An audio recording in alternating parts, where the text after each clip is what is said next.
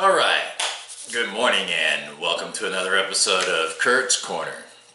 It's roughly 4:30 in the morning. I just got off of work and I just wanted to recap the busy day we had yesterday. What we're going to start out with is Kellyanne Conway's doing commercials now for Ivanka Trump, and already, as if we haven't already, we're in a spot now where we're getting into these conflicts of interest. The reason that Kelly did this commercial for Ivanka was because of a nationwide boycott. Sales of Ivanka Trump's goods are low.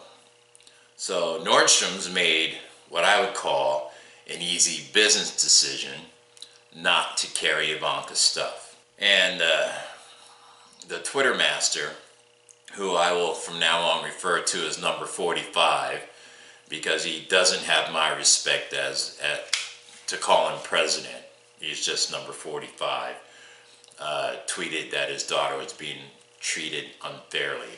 And I just find it kind of odd that a guy who is all for, free trade and doesn't understand. I thought he was a businessman, but I guess he doesn't understand how business works.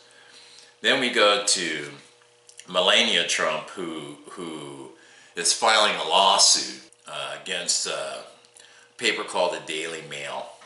And from what I understand, she may have a legitimate lawsuit because, the article was written terribly, the sources were bad, but they insinuated that she may have been a high price call girl before her Trump days.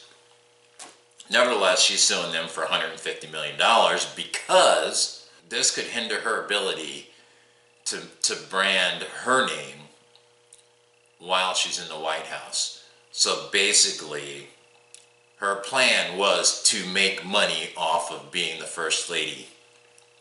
Her plan was never to be the First Lady, just to make money from being the most photographed woman in the world. Then we go to Flynn. You have a guy yesterday who is being accused of talking sanction policy with the Russian ambassador before he even took office. Ethics, people. Ethics is what it's all about. These guys have all been around government long enough to know what they're supposed to be doing, except for number 45. He's just an idiot. It doesn't matter how long he's going to be there. Speaking of making money, let's talk about spending money. Now, we're going to build a wall. We're supposed to build a wall. That's going to cost between $10 and $15 billion. But yet we have to pay for security for Melania in New York. We have to pay for security when he goes to Mar-a-Lago. And I'm reading, I don't know if this is true or not, that a recent trip to Uruguay that number 45's two boys took on a business trip cost the taxpayers $927,000, because we as taxpayers now are paying for protection for his grown fucking kids to go do business around the world. The court case, now here we are, his Muslim ban, that he doesn't want to call a ban, but his Muslim ban, Washington State sued him and got a temporary restraining order. Number 45 and his lawyers appealed and lost. So what does the President of the United States of America do? He does the most grown-up presidential thing in the world, and he gets online and types in caps on Twitter, "See you in court." Really? Okay.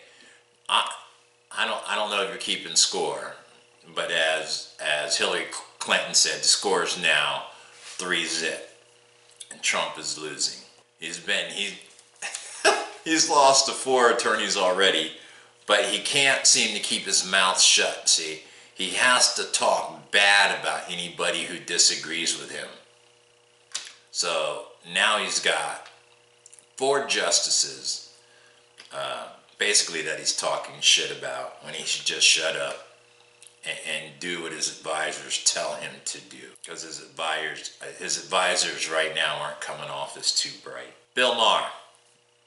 I saw him on a show with Van Jones, and he said, you know, somebody asked him if they should give him a chance, and the first answer out of Bill Maher's mouth was, yeah, this guy campaigned on being for the little guy.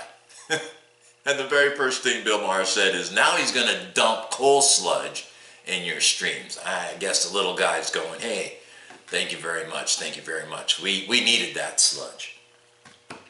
Trump is not looking out for anybody but himself and his rich buddies. And if you haven't figured that out by now, there's no help for you. Still looking for tax returns.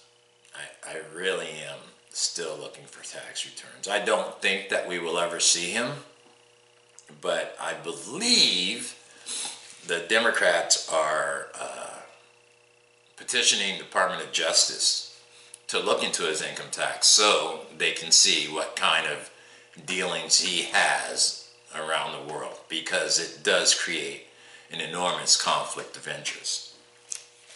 And I just want to say this in closing, in case you live in Appalachia or you're not aware of what's going on. These are just a list of the few people that Donald Trump, number 45, has pissed off since he started running his campaign. That list is veterans, Latinos, refugees, Native Americans, prisoners of war, Gold Star families, blacks, Muslims, judges, even other politicians. But in that list, we have Australia, we have China, we have Iran. I'm just wondering, he's going to run out of people to piss off. He's going to run out of people to piss off. The other thing I saw today is that the resistance does work. As you know, they pulled Melania Trump's stuff out of Nordstrom. TJ Maxx and Marshalls took her stuff off of a rack out front and put it in with everybody else's stuff. I read an article today, I don't know whether it's true or whether it's not, but his hotels, especially New York and Las Vegas, have lost 59% of their income, 59% of their bookings. So maybe he'll wake up. I doubt it, but God knows. Everything I read here, except for the part about his tax returns, happened today. That's just today only. Keep that in mind, just today only. We can't keep this guy as president. We cannot. And as I've heard online already, we must resist. Thanks for watching Kurt's Corner. Look out today. Only God knows what's in store. Have a great day.